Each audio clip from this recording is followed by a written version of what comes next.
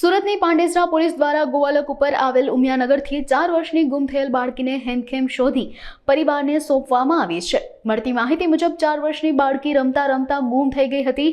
ત્યારબાદ બાળકીના પરિવાર દ્વારા બાળકીને શોધવાના પ્રયાસો શરૂ કરાયા હતા, પરંતુ તે મળી નહીં। તેથી પરિવારે પાંડેસરા પોલીસ સ્ટેશને ફરિયાદ નોંધાવી હતી, જેના આધારે PIHM ગઢવીએ ગ્રુપ મેસેજ પાસ કરતા ડીસીપીના માર્ગદર્શન હેઠળ બાળકીને હેમખેમ શોધી તેના પરિવારને સોંપવામાં આવી હતી।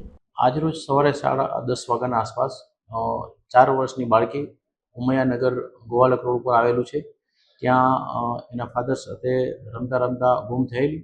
ત્યારબાદ એ લોકોના પરિવાર દ્વારા બાળકીને શોધવાનો પ્રયત્ન કરેલો, પરંતુ બાળકી નહીં મળતા 1 વાગે પોલીસ સ્ટેશન આવી અને જાણ કરતા તત્વરી અમારા ડીસીપી સર શ્રી તથા અમારા એસીપી સર શ્રી સૂચનાના માર્ગદર્શન મુજબ તાત્કાલિક અમારી જે સુરત શહેરની SOP મુજબ અડધી કલાકની અંદર 30 મિનિટની અંદર આખું અમારું જે પોલ્યુશનના ડિસ્ટાફ ચોકી PSI PI તમામ માણસો ત્યાં પહોંચી અને એની શોધખોળ ચાલુ કરી દે છે। અને જો અડધી કલાકમાં ન મળે તો ત્યારબાદ ક્રાઇમની SOGની અને સુરત શહેર આખી પોલીસની મદદ લેવામાં આવે છે।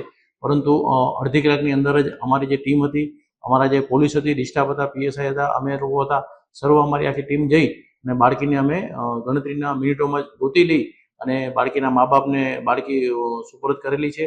અને આ જ રીતના આ SOP મુજબના અમે આશરે લાસ્ટ યર 130 બાળકો આ જ રીતે અમે પાંડેસરા પોલીસે ગોતી અને એના વાલી વારસને સોંપેલા છે। છોકરીના મા બાપ ઉમૈયાનગરમાં જ રહે છે, છૂટક મજૂરી કરે છે અને છોકરી 4 વર્ષની છે।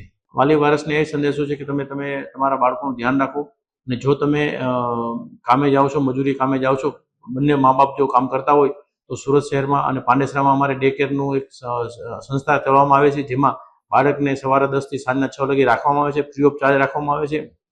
તો તમે તમારા બાળકને અત્રે આવી અને મૂકી શકો છો અને બાળકને સેફ અને ત્યાં રાખી શકાય છે અને એ લોકો રમવાનું જમવાનું બધું જ આપે છે।